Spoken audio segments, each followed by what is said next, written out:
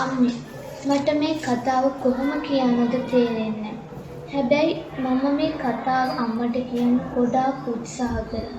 ඒත් අම්මට කවදාවත් මං කියන දේවල් අහන්න උවමනාවක් තිබුණේ නැහැ. මොකද අම්මට මට වඩා රාජකාරී අංක 1 වුණ නිසා. ඒක නිසා මේක කියන්න හොඳම විදිය මේක කියලා මට හිතුණා.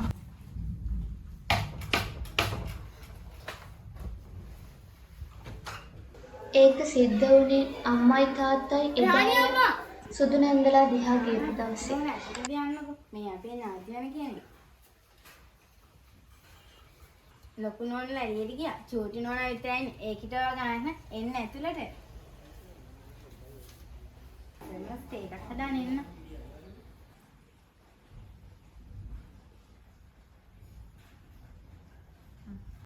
මං එදා කවදාවත් නැතුව ගොඩක් බය වුණා. ඒ මිනිස්යාට තිබුණේ හරිම ගුප්ත පෙනුමක්. ඒත් රාණි අම්මා ආවට පස්සේ ඒ බය නැති වුණා. මොකද මේ ගෙදර මගේ දුක සැප හොයලා බලන්න හිටියේ රාණි අම්මා විතරක් නිසා.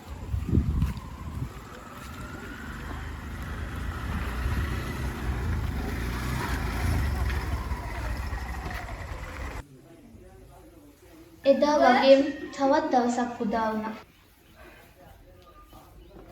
අපි පියල් මාමලා ගෙදර ගිහින් එන්න. ඔයා පාඩම් වැටි කරගන්න. මොකද දැන් ඔයා ගෙන්නෙන්නේ ලකුණුත් අඩුයි. මේ ළමයාට මොනවා වෙනවද මන් දන්නේ.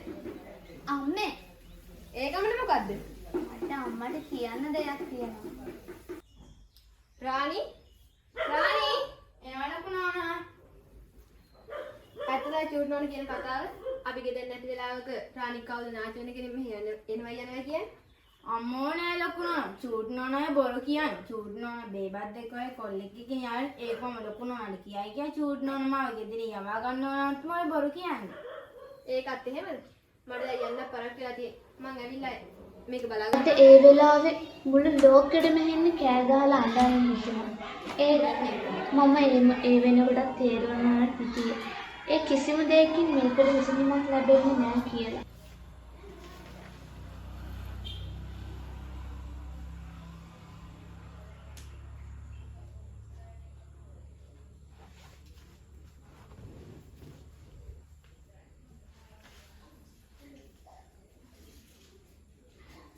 ඔයා බය වුණාද? බය වෙන්න එපා.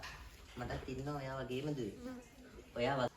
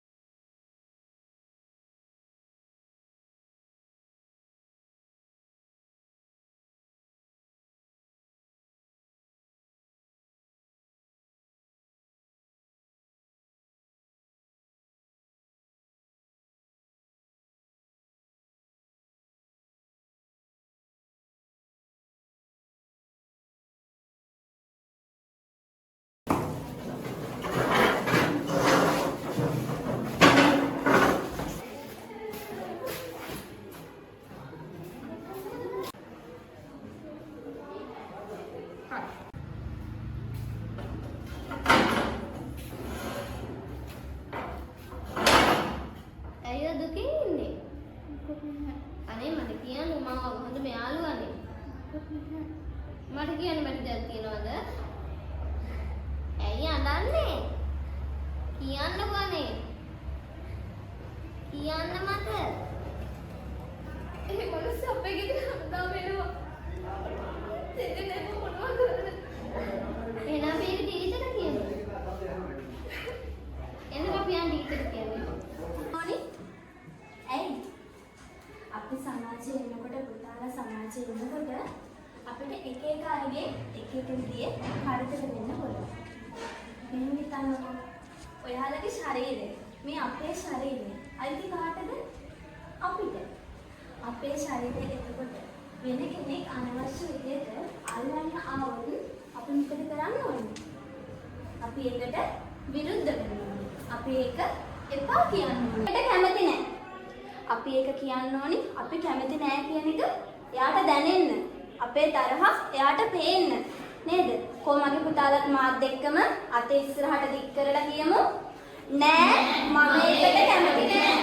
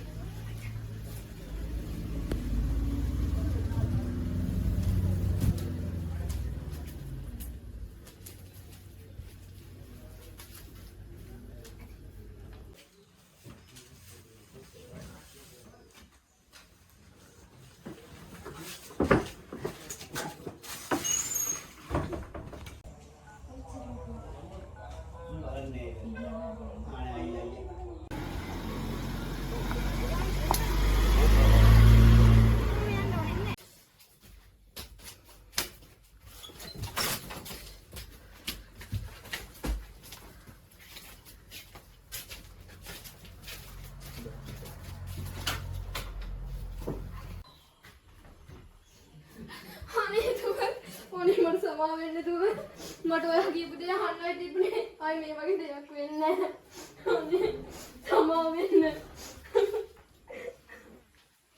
ටීචර් කිව්වා වගේ මාත් මගේ හිත ගොඩක් ශක්තිමත් කරගත්තා. ඒ නිසා මගේ ජීවිතේ සිද්ධ වෙන්න ගිය ලොකු කරදරයකින් මාව බේරුණා.